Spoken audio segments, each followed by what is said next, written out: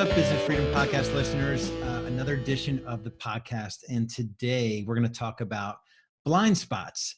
Are you diligently looking for blind spots in your business and your life? And here's what I mean by blind spots. We as business builders, as entrepreneurs, as real estate team leaders, we have a tendency to live in the clouds. And a lot of that it serves us really, really well in terms of our visionary tendencies. I personally have a tendency to see something, and this is something I'm really good at. There's a lot I'm really not good at. This is something I'm really good at. I see the way I want something to be in the future, and I'm good about connecting the dots to get there. So we have a process that we go through with members in our pilot program before they even commit to Real Estate B School, where we take them through a 3-year vision or 1-year plan and then chunk it down into the first 90 days, what to focus on. How do you get clear on what you want 3 years from now, break it down into an actionable 1-year plan, and then get to work in your first 90 days. And, you know, as I've kind of spent time in the clouds, I'm good at playing in the dirt too. Guys that, and I use guys as men and women, business owners, entrepreneurs, we tend to not see how our actions affect others.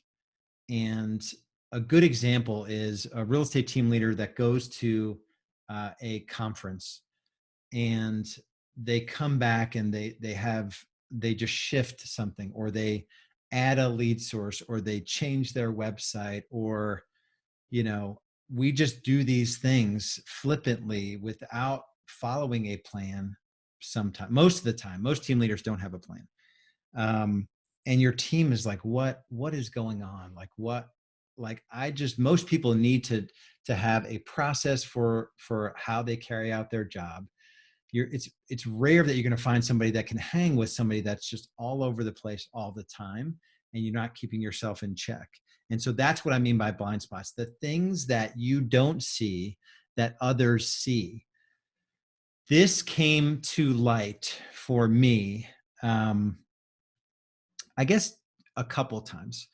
For some reason, I came up with the idea, and I forget what caused me to do this.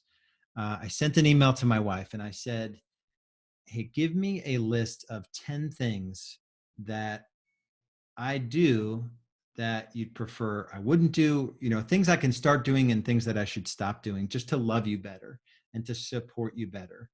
And that was eye-opening for me. 5 of them I could have made sense to me. And then 5 of them were just blind spots, things that were really heavy on my wife's heart that I just didn't know. And I didn't slow down to ever ask the question. So that was the first, and I've done it since then. That was probably 6 years ago. And then a couple of years ago, I said, give me 5 things. I don't want 10, just give me 5 things. And I printed out both of those responses back and I've saved them. And it's a check on those blind spots in my marriage. The second time where this really came to light for me is I'm involved in a local group here in Charlotte called C12, C12 Greater Charlotte. It's a Christian business owners group. The mission of the group is to help you as a business owner use your business as ministry. So not, all capitalistic, cutthroat, just focused on achievement and growth and accumulation. It's no, how can we slow this thing down and be a blessing to our team members, to our clients, and how can we use the business as a ministry to glorify God? One of the things this group does is that once a year, you get to present your business to the group. But before you present the business to the group, a couple weeks before, a handful of members from the group, they come in and they interview your team, 4 or 5 people from your team and your spouse.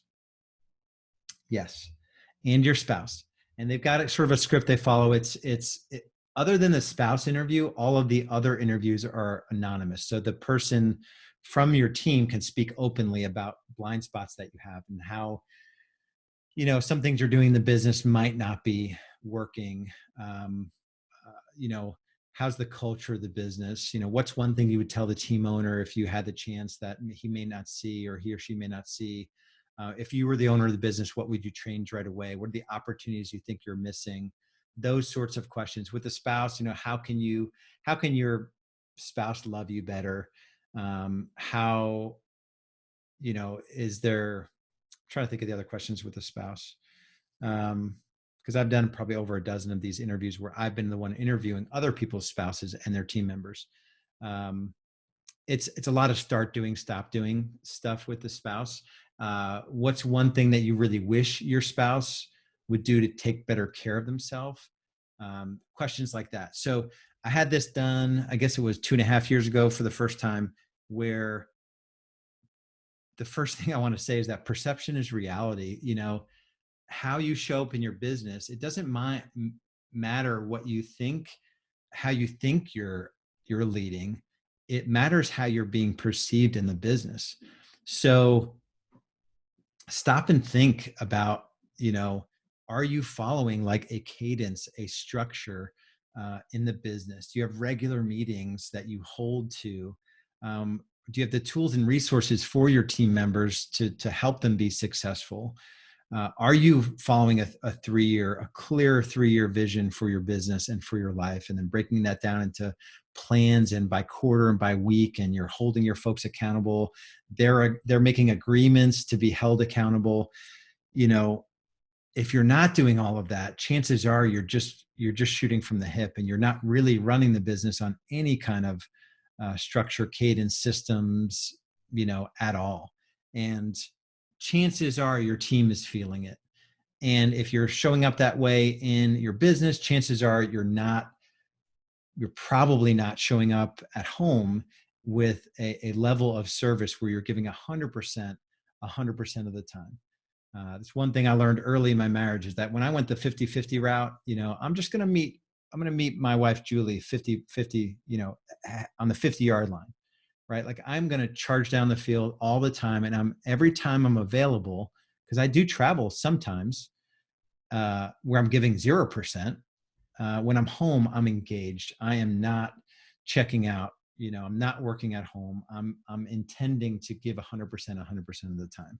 So perception is reality. If your spouse sees you on your phone, or you're working on the weekends or evenings, and you think you're doing it for the family, their perception, they don't give a crap. And your kids don't give a crap if you sell another home. Their perception is that you don't care about them, and you care more about your business than you do them.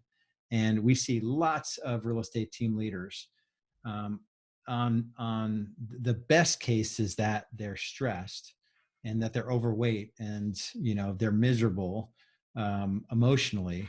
The worst case is, you know, they're losing marriages, they're losing their health, they're hurting themselves, you know, in different ways. So perception is reality. Second thing here that I've learned is that vulnerability wins. Your team, and this is something that I didn't know when I started a team, you know, so I would say probably the first 5 or 6 years, maybe even more than that. So I guess this is my 12th year of being a business owner. I own a couple businesses now. And, you know, it's probably only in the last 2 to 3 years that I've really figured this part out. And I wish I knew it earlier on. You want to have everyone believe that you know everything, and you really don't. And the more vulnerable you are with your team, the more they're going to step up and help you. So an example of this is in Real Estate B School, is me just being open with the team and apologizing for the way that I've been treating them, you know, where I'm just so focused on growth and future, and like dragging people along with me, and it's not sustainable. And so just apologizing for them and just telling them I'm going to do better, and I truly do care about them, and then having my actions follow those words, and just different things we do on the team, and we slow down and we honor our team members and we care for them. We've helped financially with a couple team members, unsolicited, you know, just gave them financial blessing to help them through a tough spot. And the more vulnerable you are, and the more you realize that your mission here in your business is to impact the lives you touch, whether it's clients or whether it's team members. We do that through our compassion program in our real estate team. We anonymously serve needs in the community, and we do it through our clients and our team members. So the person who's being blessed through our compassion program doesn't know that it's us blessing them, but we get the blessing to hear the story of how we bless them, and bringing that vulnerability into our team meetings every week and reading those stories and just sharing our hearts as owners around those stories. And the last point, and I mentioned it here, is that God didn't build me, and chances are he didn't build you to know it all. And we can't possibly know it all. And once you start to realize that you can't do all the jobs of a real estate agent, and really honor that there's somebody out there that can do the job better than you can, and could get paid a whole lot less than you ultimately want to get paid. The job of real estate agent can be done on the low end, runner type jobs, $12 an hour in my market, up to our best listing agent makes a little under $100 an hour. I want to make $1,000 an hour, so I can't do any of the real estate jobs. All I can do is be a business owner to make the kind of money that I want to make. And that's why Real Estate B School exists. I want to let y'all go with the thought that if you are struggling with this concept of scaling a business that doesn't rely on you, yet it provides a better service than you could provide alone, it is so far from the way real estate is traditionally taught. And I totally get that. And we're 7 years into Real Estate B School, and I've proven over the last 12 years in building a real estate team that divides a value to clients that is unparalleled in our industry. So we've done it. If that's you, go to realestatebschool.com, hit on apply now. Our pilot program is 100% free, where we'll help you do a deep dive in your business, what's working, what's not working. We'll build a 3-year vision, a 1-year plan, and set up your first 90-day world. And then if you love what we do, we'll talk about a relationship with Real Estate B School. So go to rebspilotprogram.com. That's rebspilotprogram.com, and we'll see you over there. Bye-bye.